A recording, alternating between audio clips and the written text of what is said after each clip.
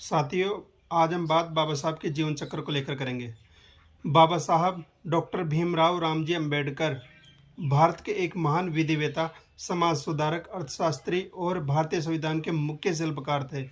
उनका जीवन संघर्ष, शिक्षा और सामाजिक न्याय के लिए समर्पण का उदाहरण है। बाबा साहब का जन्म 14 अप्रैल 1891 को मध्य प्रदेश के महू में महार जाति के एक दलित परिवार में हुआ और बचपन से ही बाबा साहब को उन दयनीय भयंकर जातिगत भेदभाव, छुआछूत का सामना करना पड़ा। उन दयनीय कठिन परिस्थितियों के बावजूद उन्होंने शिक्षा को अपना सबसे बड़ा हथियार बनाया। बाबा साहब को स्कूल में सब बच्चों से जातिवाद के चलते अलग बैठाया जाता था। उन्हें पीने को पानी भी नसीब नहीं होता था। बाबा साहब ने अपने जीवन चक्कर में बहुत छुआछूत जातिवाद का सामना किया। बाबा साहब की शिक्षा स्नातक उन्होंने यूनिवर्सिटी ऑफ बॉम्बे, एमए और पीएचडी उन्होंने कोलंबिया यूनिवर्सिटी से की और DSC London school of economics से और बैरिस्टर ग्रेस इन से किया। अंबेडकर साहब विश्व के अब तक के सबसे अधिक शिक्षित व्यक्ति हैं। बाबा साहब के पास 32 डिग्रियां और 8 भाषाओं का ज्ञान था। बाबा साहब अंबेडकर की पहली शादी वर्ष 1906 में रमाबाई से हुई थी। उस समय बाबा साहब लगभग 15 वर्ष के थे। रमाबाई जी ने उनके संघर्ष के दिनों में उनका खूब साथ दिया। रमाबाई का निधन 1935 में हुआ था। बाबा साहब की दूसरी शादी 15 अप्रैल 1948 को डॉक्टर शारदा कबीर से हुआ। वे एक डॉक्टर थी और बाबा साहब के स्वास्थ्य का विशेष ध्यान रखते थे। बाबा साहब अंबेडकर की पहली पत्नी रमाबाई से कुल 5 संतानें हुई, लेकिन दुर्भाग्यवश उनके 4 बच्चों का बचपन में ही निधन हो गया। बाबा साहब के एक बच्चा बचा था, उसका नाम अंबेडकर यशवंत था और वह अपने जीवन चक्र में उन्होंने काफ़ी सामाजिक कार्य किए और बाबा साहब के विचारों को फैलाया और वह 64 वर्ष के होकर मरे।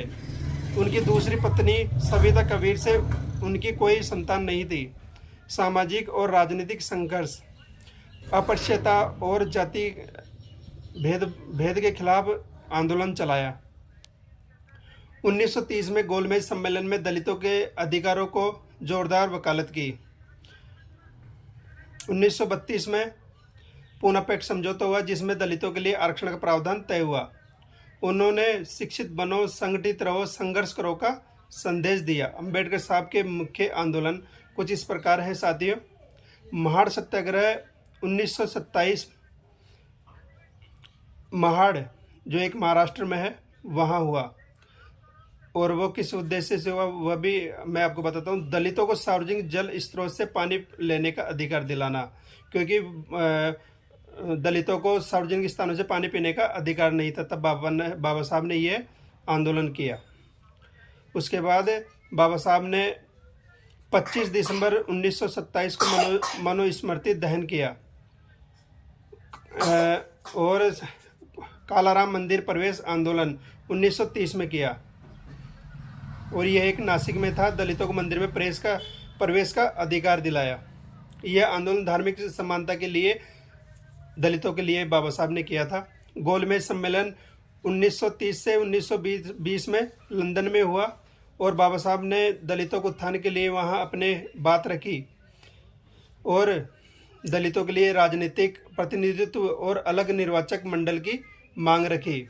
इस संदर्भ में 1932 में पूना पैक्ट हुआ। बहिष्कृत हितकारिणी सभा 1924, दलितों की शिक्षा और सामाजिक सुधार के लिए संगठन की स्थापना बाबा साहब ने की थी।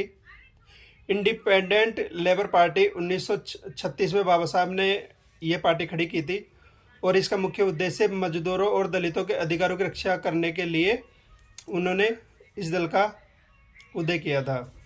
डॉक्टर भीमराव अंबेडकर जी ने 25 दिसंबर 1927 को महाराष्ट्र के एक महाड़ में मनुस्मृति का दहन किया, क्योंकि वे उसमें मौजूद जातिगत भेदभाव और असमानताओं के खिलाफ आवाज़ उठाना चाहते थे।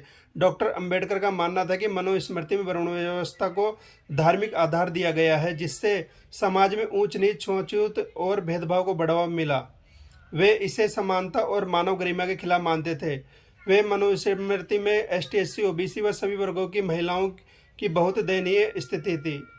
इससे बाबा साहब बहुत आहत थे, इसलिए उन्होंने मनुस्मृति का दहन किया। संविधान निर्माण 1947 में स्वतंत्र भारत के पहले कानून मंत्री बने।